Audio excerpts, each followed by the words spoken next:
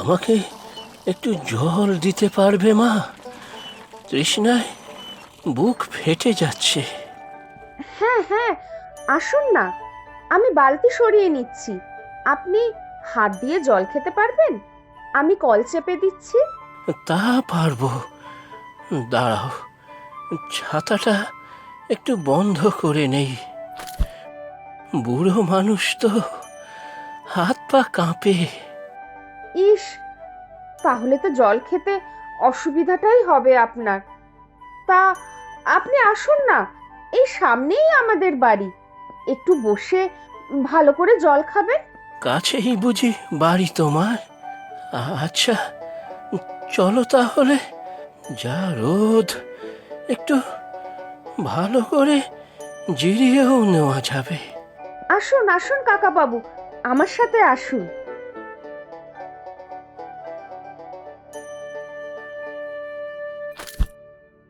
তোমার খুবই অসুবিধা করলাম মা। আসলে জল খাওয়ার কিছু একটা থাকলে আমি ওখানেই জল খেয়ে নিতাম। না না, বসে একটু ভালো করে জল খান, আমি নিয়ে আসছি। আচ্ছা, ঠিক আছে। বহু বছর পরে তো এলুম এই গ্রামে। এই নিন জল, একটু বাতাসা দিলাম। কি যে বলি, আর কিছুই নেই ঘরে আপনাকে দেওয়ার জন্য। না না, ঠিক আছে, এই জল বাতাসাই আমার কাছে ঢের। আহ, বুক জুড়িয়ে গেল। আপনি কোথায় যাবেন কাকা বাবু? নাকি এই গ্রামেই এসেছেন? এসেছি তো মা, এই গ্রামেই। কিছু কাজ ছিল, তবে বহু বছর পর এলাম তো, বিশেষ কিছুই চিনতে পারছি নে। আচ্ছা, কাদের বাড়ি যাবেন বলুন? মিত্র বাড়ি, শ্যামাচরণ মিত্র, রাধাচরণ মিত্র, আর আর ষষ্ঠীচরণ মিত্র। মিত্র বাড়ি? শুনে তো ছিলাম এক বড়লোক বাড়ি ছিল, তারা ছিলেন মিত্র। কিন্তু যাদের সব নাম বললেন, তাদের কথা তো শুনিনি কখনো।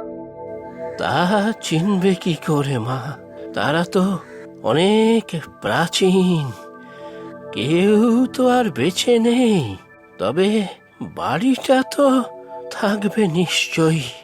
আপনি কাকাবাবু একটু বসুন, আমার সে তো পেছনের বাগানে কাজ করছে, এক্ষুনি আসবে ভাত খেতে। ও নিশ্চয়ই বলতে পারবে। তা তোমার পতি বুঝি চাষবাস করে? নিজেদের জমি? হ্যাঁ কাকাবাবু, এক চিলতে জমি, সেটাই যা ভরসা। তা কি নাম তার? যতীন, যতীন নস্কর। নস্কর? আশ্চর্য, তাহলে তুমি নস্কর বাড়ির বউ? এক ঘর নস্কররা তো থাকতো এই গ্রামে। আচ্ছা, আসুক সে, আমি কথা বলে নিচ্ছি। আমি ডেকে দেব তাকে? না না, এখনই আসবে তো বললে। তুমি আবার এই রোদে মাঠে যাবে কেন তাকে ডাকতে? আচ্ছা, তোমার নাম কি মা? অভয়া। আগে ছিলাম অভয়া সরকার, আর এখন অভয়া নস্কর। বাহ, ভারী চমৎকার নাম তো তোমার। তা বাপের বাড়ি কোথায়? সে কাকাবাবু পাশের গ্রামেই। সবে 1 বছর হয়েছে বিয়ের পরে এই গ্রামে এসেছি। তা ভালো, এই গ্রামও অনেক দেখছি বদল হয়েছে। ভালো। এসেছো তুমি? এই যে কাকাবাবুকে একটু একটা ঠিকানা বলে দাও না। ঠিকানা? কার বাড়ির ঠিকানা খুঁজছেন আপনি? মিত্র বাড়ির, শ্যামাচরণ মিত্র। হ্যাঁ হ্যাঁ, বুঝতে পেরেছি। তবে শ্যাম দাদু কিন্তু এখন আর বেঁচে নেই। হ্যাঁ, সে আমি জানি। তবে একবার আমার যেতে হবে ওই বাড়িতে। একটু যদি বলে দিতে বাবা। আচ্ছা ঠিক আছে, আমি আপনাকে পৌঁছে দেব। আমি একটা কথা বলি কাকাবাবু। হ্যাঁ মা, বলোই না। আমরা তো খুব গরিব মানুষ, তাই ঘরে খাওয়ার বেশি কিছু নেই। পান্তা ভাত আর ডালের বড়া করেছিলাম। আপনি যদি কষ্ট করে আমাদের সাথে একটু খেয়ে নিতেন তাহলে ভারী খুশি হই। তবে পান্তা ভাত তো, তাই আমি জোর করব না আপনাকে। কি যে বলো মা, এই গরমের দুপুরে পান্তা ভাত তো অমৃত। তবে আমার জন্য তোমাদের আবার আধ পেটা থাকতে হবে না তো? না না, তা কেন, সবার হয়ে যাবে। চিন্তা করবেন না কাকাবাবু, আমার এই অভয়া কিন্তু সত্যি অন্নপূর্ণা। আর যাই হোক, ওর কাছে কখনো খাবারের অভাব হয় না। বেশ বেশ, তাহলে দাও দুমুঠো। সত্যি সকাল থেকে পেটে কিছু পড়েনি। কি গো, তুমি কাকাবাবুকে কুয়োতলায় নিয়ে গিয়ে হাত মুখ ধোয়ার জল তুলে দাও। আমি আসন পাচ্ছি। আসুন কাকাবাবু, এদিকে। আপনাকে আর দুটো বড়া দেই কাকাবাবু? না রে মা, আর নয়। অনেক খেলাম তো, খুব তৃপ্তি করে খেয়েছি মা। আমি আগে জানলে একটু মাছ নিয়ে আসতাম। না না, এই ভালো খেলাম। আপনি এই গ্রামে তো থাকবেন কদিন, নাকি আবার আজই চলে যাবেন? কদিন থাকতে হবে তা তো ঠিক জানি না বাবা। তবে কাজ হয়ে গেলে হয়তো এই গ্রামে আর আসবো না। ওই শ্যামদাদুর বাড়িতেই কাজ তো, কাজ হয়ে গেলে কিন্তু আমাদের বাড়িতেই রাত্রে থেকে যেতে পারেন। না, তার হয়তো প্রয়োজন পড়বে না, কিন্তু অন্য একটা কাজে কিন্তু তোমাদের লাগবে আমার। সে ঠিক আছে, আপনার এখানে যা দরকার বলবেন, আমাদের যথাসাধ্য করব আমরা। তবে আমার একটা আবদার থাকবে কিন্তু। হ্যাঁ মা, বলো না। একদিন কিন্তু আবার আমাদের বাড়িতে খেতে হবে। আমি কিন্তু সেদিন মাছ ভাত খাওয়াবো। ওর হাতের রান্না কিন্তু খুব ভালো। আচ্ছা, ঠিক আছে, সে নিশ্চয়ই হবে। আগে যে কাজে এসেছি সেটা তো শেষ করি। কাকাবাবু, এই বাড়িটা তো কত বছর খালি পড়ে রয়েছে। এই বাড়িতে তো এখন আর কেউ থাকে না। কাকে খুঁজতে এসেছেন? কেই বা খোঁজ দেবে আপনাকে? বহু বছর পর গ্রামে এসেছি তো, তা সব কিছুই যেন অচেনা হয়ে গেছে। আমাদের এই মিত্র বাড়ির ঠিকানাটাই ভুলে গিয়েছিলাম। আমাদের মিত্র বাড়ি মানে? আপনি চিনতেন এখানকার মানুষদেরকে? নাকি এই বাড়িতে আপনি থাকতেন? আমি কিছুই বুঝতে পারছি না। সব বলবো। তোমরা স্বামী স্ত্রী দুজন আমার যা উপকার করলে তা ভোলার নয়। সব বলবো তোমাকে। চলো, আগে বাড়ির ভেতরে ঢোকা যাক। চলুন কাকাবাবু, আপনি কত বড় বাড়ির লোক তা যদি আগে জানতাম তাহলে এইভাবে আপনাকে পান্তা ভাত খাওয়াতাম না, একটু কষ্ট করে মাছ ভাত খাওয়াতাম। তা কেন বাবা? অভয়ার হাতের পান্তা ভাত খেয়েই আমার খুব তৃপ্তি লেগেছে নিতাই। ওর মুখে না এক অদ্ভুত মায়া আছে, ঠিক আমার মায়ের মতো। এসো নিতাই, ভেতরে এসো। কি হলো নিতাই, বসো সোফাতে। দাঁড়িয়ে আছো কেন? না না কাকাবাবু, আমি এখানেই ঠিক আছি। নিতাই নস্কর হয়ে তুমি আমার সামনে এইভাবে দাঁড়িয়ে থাকলে মানায়? বসো, বসো বলছি। আচ্ছা কাকাবাবু। শ্যামাচরণ মিত্রকে তুমি চেনো? তখন তুমি শ্যাম দাদু বলছিলে। হেম দাদুকে আমি খুব ভালোভাবে চিনতাম কাকাবাবু। বড় ভালো মানুষ ছিলেন। এই বাড়ির সব মানুষই বড় ভালো ছিলেন, সবাই জনদরদি। বাবার সাথে প্রায়ই এই বাড়িতে আসতাম।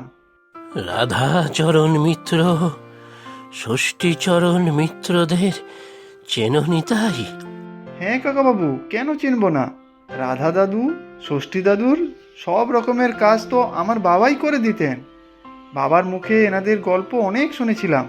তখন তো আমি অনেক ছোট ছিলাম, বোঝার বয়স ছিল না। সেই ষষ্ঠীচরণ মিত্রের ছেলে আমি। পড়াশুনোর জন্য আমি ছোটবেলাতেই শহরে চলে গিয়েছিলাম, ওখানেই থাকতাম। ওখান থেকে বিদেশে, গ্রামে আর আসা হয়নি। ওমা, তাই নাকি? ষষ্ঠী দাদুর ছেলে আপনি? কি সৌভাগ্য আমার যে আপনার সাথে দেখা হলো। আপনি এতদিন গ্রামে এই বাড়িতে আসেননি কেন কাকাবাবু? এই বাড়িটা তো এমনি পড়ে থাকতো। শহরে সারা জীবন থাকলে এই গ্রামে কি আর আসার সময় হয়? তাই আর আসা হয়নি। বড় জেঠু, মেজ জেঠু মারা যাওয়ার সময় বাবা চিঠি পাঠিয়েছিলেন। এই সম্পত্তি, এই বাড়ির যে দেখাশোনা করত রামু, সে চাবি আমাকে গিয়ে দিয়ে আসে। হ্যাঁ, রামু কাকু, সে তো শুনেছি বিহারে দেশের বাড়ি চলে গিয়েছে। তাই আপনি এলেন? হ্যাঁ, কাজ আছে বললাম না। আর ভাগ্যিস তোমার বউয়ের থেকে জানতে পারলাম তুমি নস্কর বাড়ির ছেলে। আমার অর্ধেক কাজ তো এখানেই হয়ে গেল। এই কথা কেন বলছেন কাকাবাবু? আমি কাজটা সেরেই তো চলে যাব। না না, আপনি আমাদের বাড়িতে থাকবেন। আমি আপনাকে ভালো করে না খাইয়ে ছাড়বো না। ছি ছি, আপনাকে নাকি পান্তা ভাত খাইয়েছি। তার আগে চলো তো নিতাই, অভয়া মাকেও সাথে নিতে হবে। কাজটা হয়ে গেলেই রওনা দেব। কোথায় যাব আমরা? পঞ্চায়েত প্রধানের কাছে। রেজিস্ট্রি অফিসে আমার দরকার আছে, সাথে তোমাদেরও। আচ্ছা, সে না হয় নিয়ে যাচ্ছি, কিন্তু আমাদের কেন দরকার হবে সেটা তো বুঝলাম না। ওখানে গেলেই বুঝতে পারবে নিতাই। চলো, আর দেরি করব না। কাজটা সম্পূর্ণ হলেই আমার শান্তি। নিতাই, আমি জানি তোমাদের মনে অনেক প্রশ্ন। তোমার বাবা শেষ বয়সে আমার বাবার অনেক সেবা করে গেছে। শেষের দিকে তোমার বাবা একজন সন্তানের মতো তার পাশে ছিল, যা আমি তার নিজের সন্তান হয়েও করতে পারিনি। সেই ঋণ আমি কখনো শোধও করতে পারবো না। আপনি আমার শ্বশুর মশাইকে চেনেন কাকাবাবু? বাবার কাছে আপনার কথা কোনোদিনও শুনিনি। আমিও ঠিক ভালোভাবে ওনাকে চিনতাম না। বাবা অবশ্য চিঠিতে সব বলতেন। সঠিক সময়ে গুরুত্ব দিতে পারিনি তো। সেই প্রায়শ্চিত্ত আমি আজকে করে যাব। প্রায়শ্চিত্ত? নিতাই, অভয়া মা, আমি আমাদের গ্রামের এই পুরনো বাড়ি তোমাদের দুজনের নামে লিখে দিতে চাই। তোমার বাবা আমাদের বাড়িটাকে নিজের মতো করে আগলে রেখেছিল, বাড়ির মানুষগুলোর পাশে ছিল। আমি অভিভাবক হিসেবে তোমাদের জন্য ছোট একটা দায়িত্ব না হয় পালন করে গেলাম। আমাদের নামে বাড়ি? না না কাকাবাবু, এসব আপনি কি বলছেন? এইরকম হয় নাকি? হ্যাঁ কাকাবাবু, ও তো ঠিকই বলছে। আর তাছাড়া এই বাড়ি তো আপনার, আপনার পরিবারের অধিকার আছে। এই বাড়ির একমাত্র উত্তরাধিকার আমি। এই বাড়ির প্রতি আর কারোর দাবি দাওয়া থাকতে পারে না। তোমরা কিন্তু না করো না। এই দায়িত্বটা আমাকে পালন করতে দাও মা। আমরা এই এত বাড়িতে কি করব? আমরা তো বেশ ছিলাম। কেন? অভয়া মা তো সাক্ষাৎ অন্নপূর্ণা। এই গ্রামের লোকেদের খাওয়ার দায়িত্ব নেবে অভয়ার ভান্ডার। আমার নামে হোটেল খুলবো কাকাবাবু? হ্যাঁ মা, তবে সেই অর্থে হোটেল না।